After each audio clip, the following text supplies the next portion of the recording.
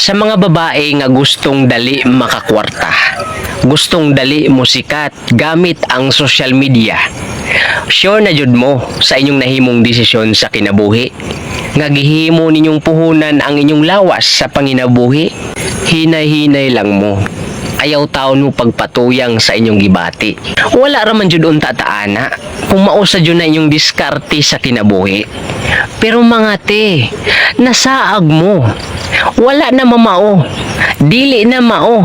Dili ni mao nga website ang angay paliki-ilikian o grind-grind na ninyo. Naamo sa publiko. Wala na sa saktong lugar ang diskarting gipangbuhat ninyo. Kung mahimo, balhin mo sa porno. Kung wala naman jud gani mo makontento sa sweldo sa inyong pagpanarbaho o sa sustento sa mga bana ninyo, sa mga parinir ninyo, sa mga kabit ninyo, sa mga uyab ninyo, ayaw mo pag iningon ana dire sa Facebook. Una-unaan ninyo, batag tiguang makakita ninyo. Ang mga walay buot makasunod sa mga gipangbuhat ninyo. Bisan ang mga 60 anyos mainggan nyo. Makalimtan ang pagkamaayong ihemplo kay nadani pagkakita sa inyong mga video nga nakakuha og daghang simpatya sa mga tao. Daghang matintal, iatubang ang buak sa kamera. Upload karon pagkaugma, million views na. Pila ka semana ang page monetize na. Ginabaliwala ang mga namadlong sa comment section. Walay paki kay views ray apason. Manag-apa sa views ug sa mga makuha nilang revenues. Bahalag na yatak-yataka na ang gitawag natog values. Mga wala na batasan, nag-anam-anam na mo kadaghan. Maparils o maidi, daw halos kamo na lay makitaan. Mao nang tungod ninyo, nisamot pa kadaghan ang mga lalaking uwagan. Tungod ra pod na sa inyong mga pagpanintal o sa inyong mga gipakita dihang kalaswaan. Can you imagine, sa usa nimo ka videohan, nga usara pod ka minutuhan, nga gasayaw-sayaw ka diha ginabalandra nimo imong dughan o atubangan. Libo-libo na katao ang imong naimpluwensyahan. Pamilya, kapamilya, makakita pod nimo. At sa imong pagpakauwaw, maapil pod sila sa kauwaw. Syaro, wagid ka na uwaw. Sa kadaghan sa pwedeng himuong content nga makadasig ug makalingaw. Nganong ka naman yung binastos nga makahugaw sa imong pagkatao ug makaapekto sa uban tao. Musayaw nga nakabrarag nakapante.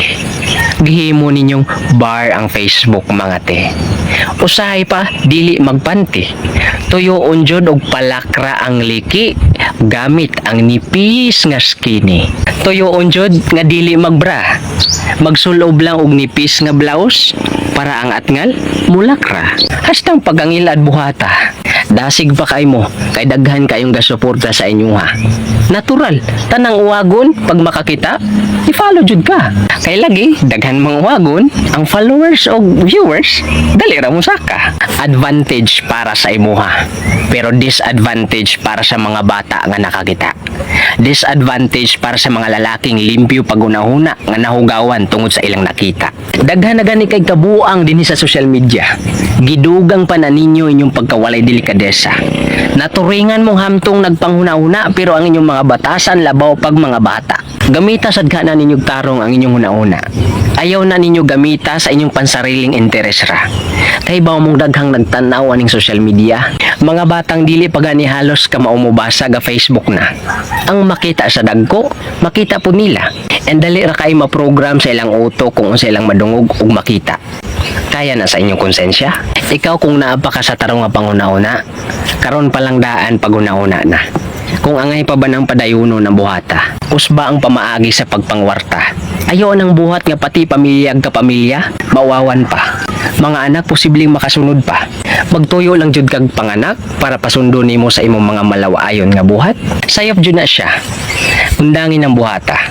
Kung ganahan jud ka mag-vlog, din pagkat-on sa mga content nga dili makamansya. Daghang pamaagi kung magkugilang ka. Ayaw ka uwaw nga magpatudlo og mangutana sa mga nakamauna. Di ata nagsugod. I-obserbahan nato kung giunsa nila. Ang pagmalisdan ta, labi na sa editing na, mag-YouTube ra. Naara dito tanang information nga gusto natong makuha. And pag nakasugod na ka, tuloy-tuloy lang. Ayaw ka pressure, ayaw ka guol nga walay hapit mananaw sa imuha. Kay natural ra gyud na siya.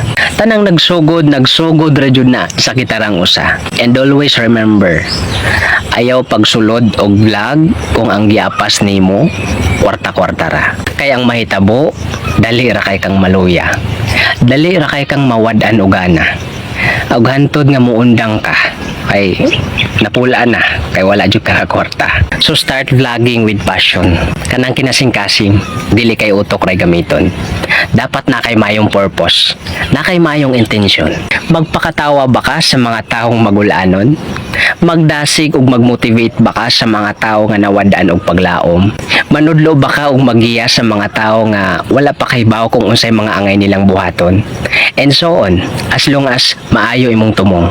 Kay kung naa ka ana, never jud kang muundang bisag pila pa ka tuig nga wala nimo mahit ang monetization. Just like nato diri, pila ka tuig nga wala ta ma-monetize, pero padayon gyapon ta nga nagpadayon. Bisan karon, bisan monetize na ta, and bisan pila na pud ka buwan nga wala tay nadawat gikan ni Meta, pero niag gyapon ta. Wala tay pressure, wala ta nag-apura sa atong kagalingon nga dapat makakwarta na jud ta.